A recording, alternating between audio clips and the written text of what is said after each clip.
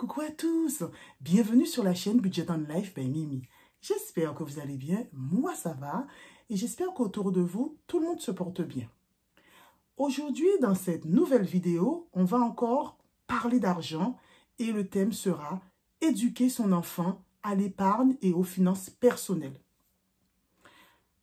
Vous le savez très bien qu'en France, on n'a aucune éducation financière, puisque l'argent est un sujet tabou. L'argent est un domaine d'adulte. Pourtant, les enfants y sont confrontés dès la cour de récré.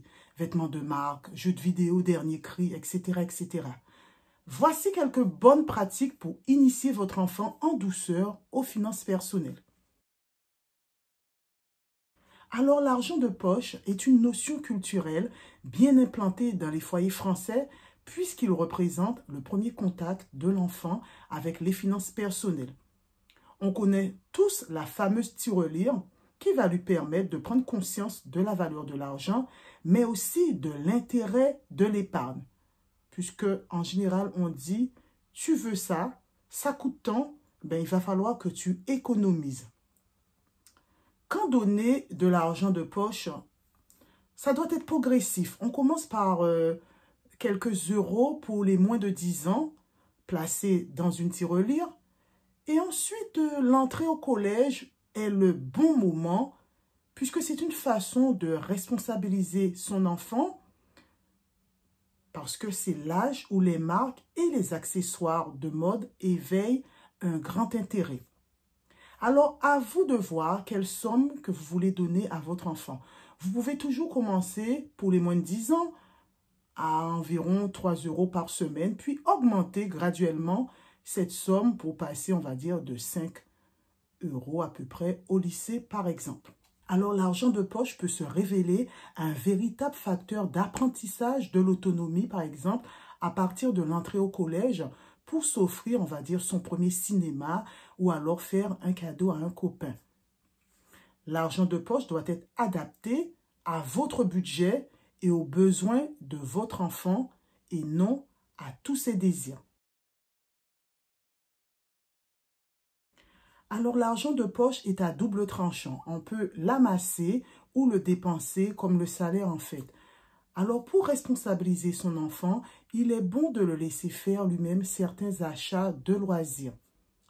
Pour moi, l'argent de poche a deux fonctions.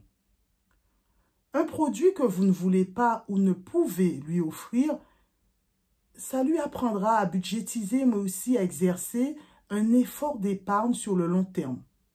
Deuxième fonction, ça lui permettra d'éprouver un réel sentiment d'accomplissement en payant de sa poche comme un grand. On dit souvent que notre relation aux finances est très influencée par notre famille. D'ailleurs, par rapport à ce sujet, j'avais déjà fait une vidéo sur mon rapport à l'argent que je vous invite à aller regarder. Si vous ne l'avez pas vu, je vous mets le petit i ici.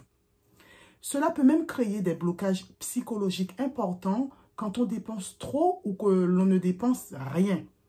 Quand notre enfant est en âge de comprendre le système dans lequel nous vivons, échanger avec lui sur certaines pratiques financières, par exemple la tenue du budget familial, le principe de l'épargne de précaution ou alors les supports d'épargne bancaire. Voilà, vous pouvez survoler les choses sans trop entrer dans les détails. Vous savez, nos enfants sont très intelligents. Il suffit de leur faire confiance tout simplement.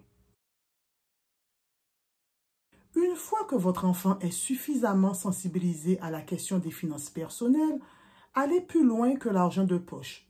Dès le lycée, vous pouvez proposer à votre enfant d'ouvrir un livret d'épargne. Dès 16 ans, il pourra y placer ses économies et également apprendre le principe des intérêts composés. Je ne sais pas si vous en avez déjà entendu parler. On met de l'argent qui fait des intérêts.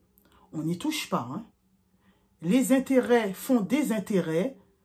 On peut parler aussi de l'effet boule de neige. Voilà. Et ça continue. Voilà, quand on n'y touche pas. Autant de bonnes pratiques qui pourront l'aider à se constituer petit à petit une épargne de précaution, puis une épargne de long terme à mesure de son avancée dans la vie. L'argent est un non-sujet dans beaucoup de familles et pour cause, on n'en parle pas suffisamment en France, c'est un sujet tabou, à tel point que certains ados préservés dans ce domaine découvrent le vrai coût de la vie avec un véritable sentiment d'incompréhension. Sans trop entrer dans les détails sur votre budget avec votre enfant, il serait intéressant pour lui d'avoir des notions sur ce qu'est un loyer, un crédit, des charges fixes, autant de sujets peu réjouissants mais importants à connaître.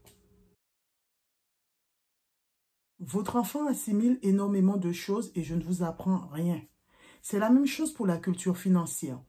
Pour lui donner les bonnes clés pour son avenir, ayez vous-même un comportement sain vis-à-vis de l'argent. Cela apprendra à votre enfant l'importance de budgétiser les achats de loisirs, par exemple, et non de s'en priver totalement, de suivre ses comptes et de vivre en cohérence avec ses revenus. L'argent de poche, pour moi, est un bon moyen, une bonne porte d'entrée dans le domaine des finances personnelles. Mais pour votre enfant, il y a encore plus précieux votre propre enseignement sur les notions d'épargne, de budget et de consommation au quotidien. Donc, la vidéo se termine ici. J'espère qu'elle vous aura plu. N'hésitez pas à liker, à commenter, à partager et puis à vous abonner si vous aimez mon contenu. Prenez soin de vous, prenez soin des vôtres et à bientôt pour plus d'économies avec Mimi. Bye!